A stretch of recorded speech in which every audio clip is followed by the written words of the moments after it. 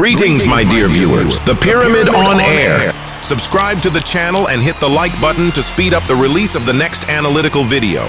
I assure you, you will not regret that you look at everything through the eye of the pyramid. Let's go. In this video, I will tell you in detail what was in the head of the SKIBIDI scientist clone, and we will also touch on the fate of Plangerman. Let's take a closer look at the meaning of the logo inside the bunker. Find out why G-Man actually fled from the battlefield, and how the terracotta twin is connected to Dafuk Boom. You will learn this and many other details by watching the video to the end. So subscribe to the channel and ring the bell because we are starting. Scientist, one of my fans' theories is that the real SKIBIDI scientist was inside his cyber clown, right inside his head. But according to my personal theory, I believe that this is absolutely not the case. Because if we watch the 65 episode and again see how the Titan cameraman takes out the head of the cyber clone, we will see a very interesting mechanism. On top of the eye lasers, there are guides with special devices that control facial expressions. These are special levers that give movement to the eyebrows.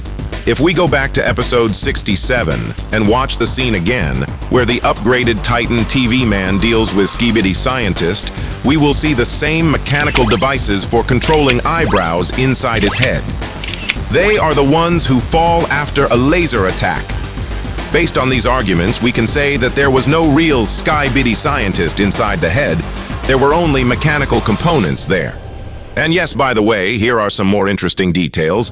Pay attention to the front of the SKIBIDI scientist toilet. We can see some interesting terminal there with a small screen glowing blue. Perhaps this is the very special terminal that remotely controls all the robots. Let's take a closer look at our Plangerman. After a severe laser blow, Plangerman still survived. But how? I think that the toilet, armored with dense plates, took the brunt of the attack. Among other things, his completely mechanical body helped him survive. After he was fatally damaged by a Titan speaker man in the 57th episode, he was teleported almost dead by a TV girl to the base where Cameraman's laboratory was located. In this laboratory, his friend, a mech scientist, made significant changes to his body. His legs were completely restored. In the fourth part, we see how Plangerman, together with the rest of the soldiers, runs, closing the bunker. His clothes are very much torn, which suggests that the laser hit was very, very strong, but his body now has super strong properties, and he remains completely intact.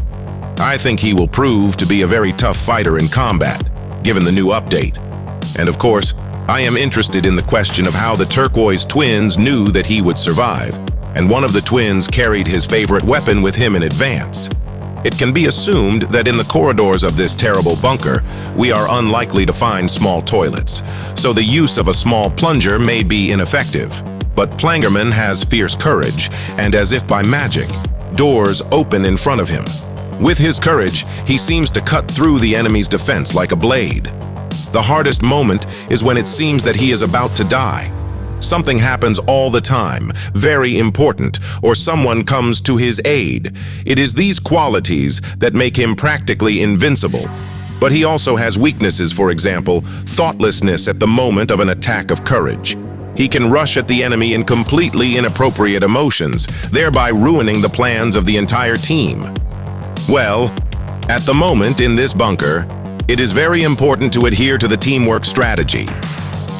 Logo. Well, let's pay attention to the logo that we saw in the bunker. At first, this logo looked like a swastika, which for certain reasons is censored. But if you look at it, the swastika was originally a very ancient symbol. Our ancestors on planet Earth used this sign to represent the Milky Way galaxy. Since there were problems with this symbol, Dafuk Boom first blurred this symbol in the video, and then, due to problems with sound, completely re-uploaded a new version of the episode and replaced the logo there. In the new version of the logo, we see different symbolism and a different combination of images. Firstly, on different sides of the picture we see 4 toilets, and in the center, we see a cross.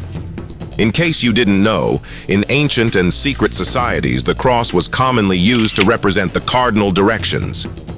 Since the SKIBIDI virus is spreading throughout the universe, I think this means it is targeting territory in different directions. And ultimately, the main goal is to capture the entire world and the entire galaxy. In the foreground of the logo, we see a head shooting from two laser eyes. This is a clear reference to the battle leader SKIBIDI toilets. As you all already know, it's usually a G-man who shoots lasers from their eyes. The imagery of using a weapon is usually used to denote aggression. Thus, we can say that this coat of arms contains a message from the aggressive invaders of the whole world on all four sides of the world. As for the inscription itself, here we have a very interesting situation.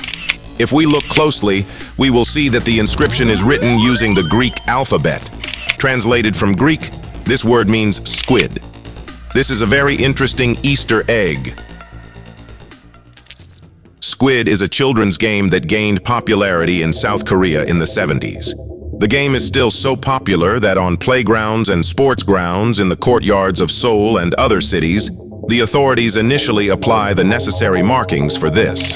The shape of the marking resembles a squid and consists of two circles, one at the top, the second at the bottom. The upper circle is intersected by a large triangle, the lower one by a square of approximately the same size. Participants are divided into two groups, defense and attack. The attack team stands outside and must get through the tail into the animal's head, and the defense team must prevent them from doing this. Participants who step on the line or fall out from the squid's body die. The attacker's task is to break through the defenses and seize territory. Defenders need to defend the boundaries and push the aggressors out of the area. Thus, the Dafukboom wants to tell us that what follows is a very, very interesting game. There is also a similar series. Do you remember this series? What games and tests were there? By the way, Dafukboom has already tried to use ideas from this game on his channel. Will the team survive and reach the very end? I think it will be very impressive. Where did G-Man actually go? And where is he hiding now? One of my theories is that G-Man ran away, not only because of his difficulties, but also because it is very important for him to preserve his genetic material, because it is the template for cloning. Perhaps this is the reason why the head of the G-Man is depicted on the logo inside the bunker. By hiding from the attack, he thereby ensured the safety of the technological process for releasing an army of clones. As we may have already noticed, these clones have quite distinctive features in their appearance. They have clean, undamaged new skin. I am sure that there are many different modifications of a particular clone's combat support. Dafukboom showed us 3 modifications.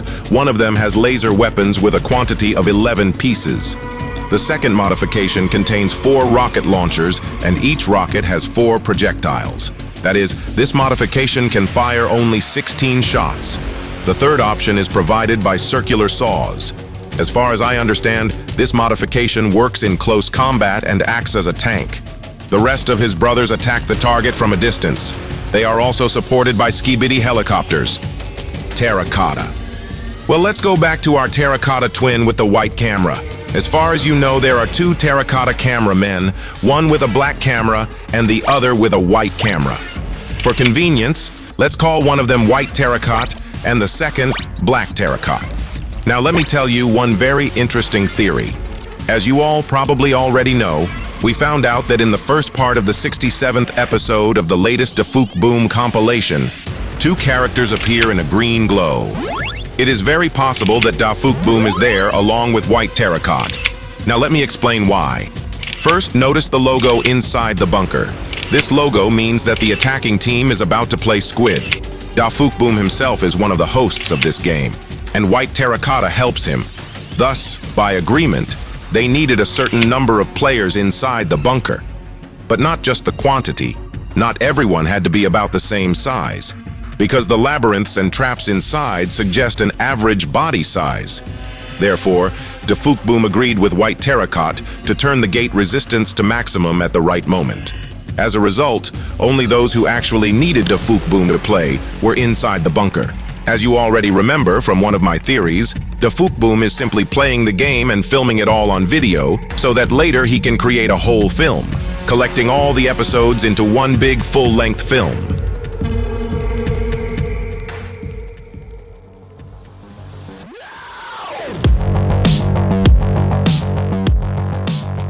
Let's look at the rest of the theories, my dear viewers, in the next video, so be sure to like, subscribe to the channel, and ring the bell.